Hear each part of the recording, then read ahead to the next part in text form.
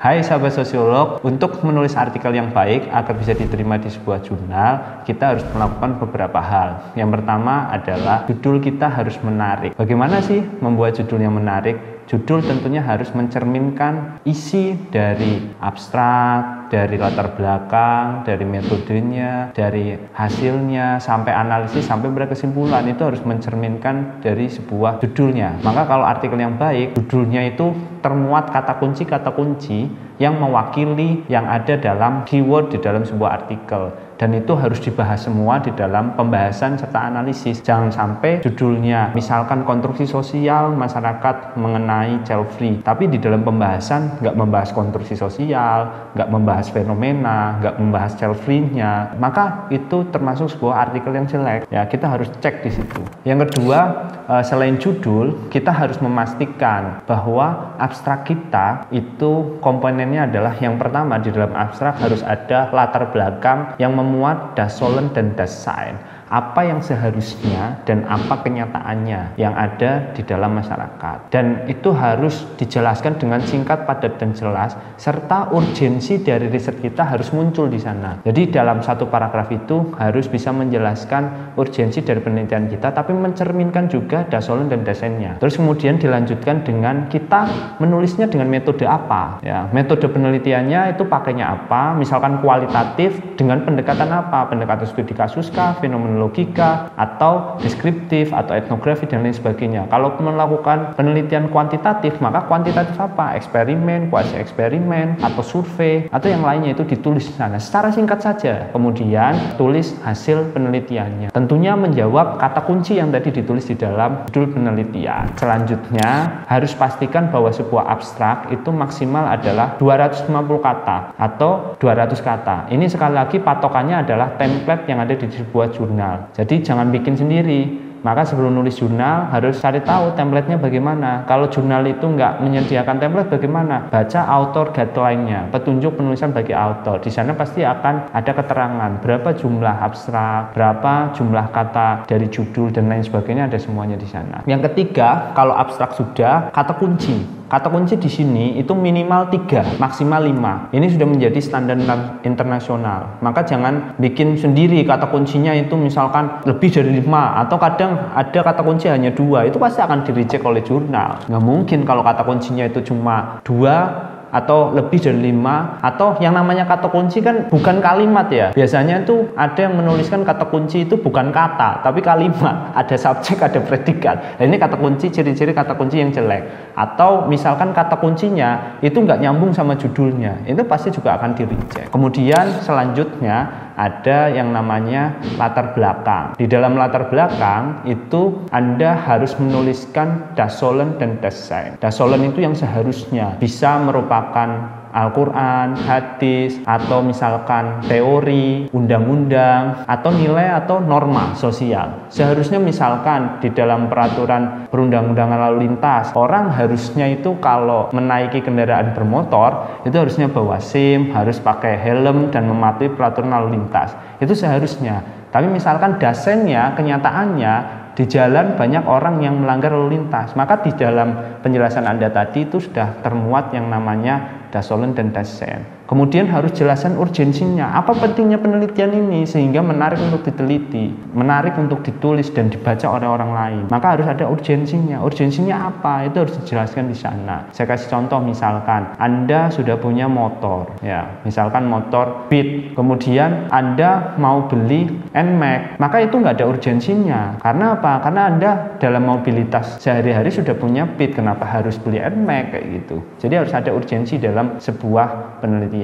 Kemudian di dalam latar belakang juga Anda harus menjelaskan yang namanya novelty. Novelty penelitian itu merupakan sebuah kebaruan yang harus disebutkan. Caranya bagaimana? Caranya Anda harus menjelaskan yang namanya penelitian-penelitian terdahulu. Jadi Anda harus minimal menyebutkan penelitian terdahulu yang relevan dengan tulisan Anda. Jadi misalkan penelitian-penelitian terdahulu Anda itu mengenai tradisi, suatu tradisi, maka yang Anda tuliskan sebagai penelitian-penelitian relevan, harus berkaitan dengan tradisi juga. Nah, selain itu Anda harus jelaskan penelitian Anda itu masuk ke dalam novelty yang mana. Novelty itu ada 3. Yang pertama adalah scientific novelty, yang kedua adalah theoretical novelty, yang ketiga adalah methodological novelty. Artinya kalau objek penelitiannya belum pernah diteliti, maka penelitian Anda memiliki yang namanya scientific novelty. Tapi kalau objek penelitiannya sudah pernah diteliti, misalkan objeknya merupakan sebuah tradisi sawalan. Nah, yang meneliti tradisi sawalan itu udah banyak, maka Anda nggak punya scientific novelty. Maka yang harus Anda lakukan adalah mencari teorinya, teori yang beda, agar Anda memiliki theoretical novelty. Kalau ternyata semua teori sudah dipakai, bagaimana? Ya sudah, Anda mencari metode yang berbeda, methodological novelty. Jadi Anda harus memiliki novelty, dan itu harus dijelaskan dengan detail di dalam latar belakang Anda. Selain itu, biasanya orang-orang itu lupa dalam menulis sebuah paragraf. Mereka tuh nggak nyambung nulis paragrafnya. Mereka lupa pelajaran pada saat SD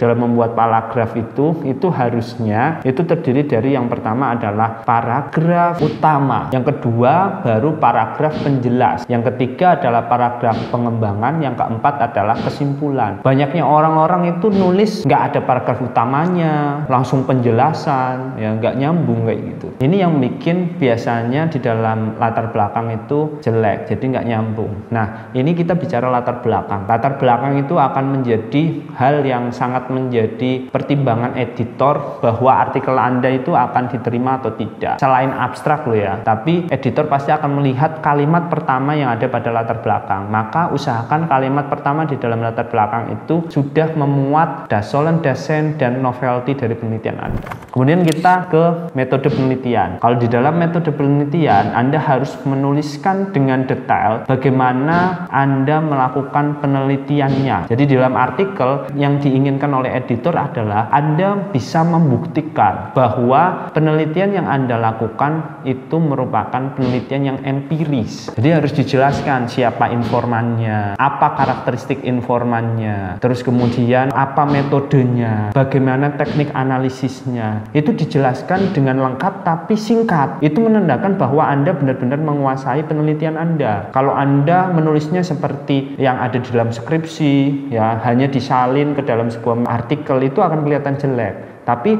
artikel jurnal, metode penelitiannya itu cukup tidak boleh lebih dari 1 halaman. Kalau bisa hanya setengah halaman saja. 1 atau 2 paragraf sudah cukup, tapi itu benar-benar mencerminkan metode penelitian yang Anda gunakan. Selanjutnya adalah tips dalam menulis pembahasan. Dalam menulis pembahasan itu Anda harus menulisnya dengan informatif. Di dalam pembahasan itu ada beberapa jurnal yang memisahkan antara hasil penelitian dengan pembahasan, ada yang langsung menjadikan satu. Yang akan saya bahas yang dipisah dulu. Kalau dipisah, maka hasil penelitian itu harus menjawab rumusan masalah atau urgensi yang sudah Anda jelaskan di pendahuluan. Jangan sampai Anda di pendahuluan menjelaskan masalah tertentu tapi di hasil tidak dijelaskan. Kalau dipisah berarti analisis teorinya itu, hasil analisisnya itu ditulis di pembahasan. Kecuali jurnal yang mencampur antara hasil dan pembahasan langsung jadi satu, itu Anda bisa langsung mencampurkan atau langsung menuliskan pembahasan yang ada dalam artikel Anda. Jadi dibahas dengan detail. Nah, ini biasanya yang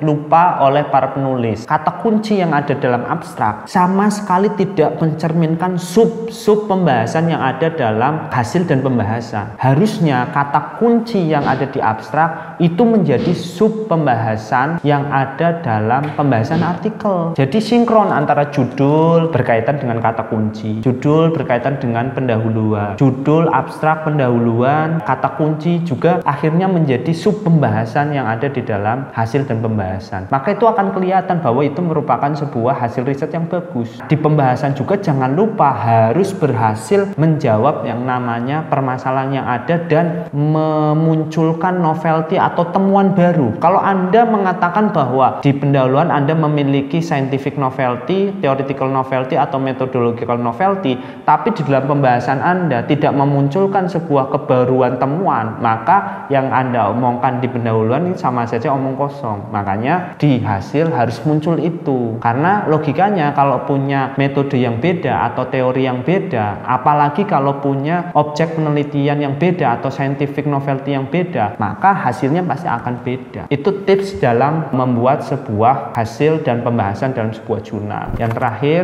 adalah kesimpulan. Kalau dalam kesimpulan itu tipsnya sebenarnya sangat mudah sekali. Di dalam kesimpulan itu jangan hanya meringkas apa yang ada dalam pembahasan atau hasil dan pembahasan, tapi di dalam kesimpulan itu Anda harus menjelaskan kembali apa sih. Yang pertama adalah hasil penelitian Anda, yang kedua adalah apa pentingnya temuan Anda, yang ketiga adalah saran tindak lanjut penelitian untuk orang lain. Itu harus diramu, dirangkum sedemikian rupa agar kesimpulan bisa memuat itu semua. Dan yang terakhir adalah yang namanya daftar pustaka. Kalau Anda ingin diterima di sebuah jurnal baik nasional maupun internasional, maka di dalam daftar pustakanya adalah daftar pustaka yang terbaru, minimal ya 10 tahun terakhir. Kemudian jumlahnya ini diusahakan ada 30 kutipan yang terdiri dari 80% itu dari jurnal dan 20% itu dari buku atau dari referensi yang lainnya. Jadi harus usahakan seperti itu. Boleh tidak terdiri dari jurnal semua, itu akan lebih baik. Kalau misalkan minimal itu 80% dari jurnal. Itu teknik penulisannya. Yang terakhir adalah jangan lupa mencari jurnal yang sesuai. Selain scope tadi yang sudah saya sampaikan di depan, juga Anda harus melihat kemampuan Anda dalam menulis atau temuan Anda dalam menulis. Kira-kira itu pantasnya dimasukkan jurnal yang mana. Kalau jurnal nasional ya ada dari Sinta 1 sampai Sinta 6. Kalau jurnal internasional dari kuartil 1 sampai kuartil 4. Walaupun Sinta 1 di Indonesia diartikan jurnal-jurnal yang terindeks Scopus. Berarti Anda harus bisa tahu, oh kualitas saya itu ada pada Sinta 3. Ya sudah, masukkan ke dalam Sinta 3. Nah, sekali lagi Anda harus menulis artikel dengan baik, memilih scope yang tepat, dan jangan lupa berdoa agar artikel Anda bisa diterima. Baik, cukup sekian. Itu penjelasan dari saya. Jika Anda terbantu dengan apa yang saya jelaskan, jangan lupa untuk like, comment, share, and subscribe YouTube channel Syamsul Bahri. Sampai jumpa di video selanjutnya.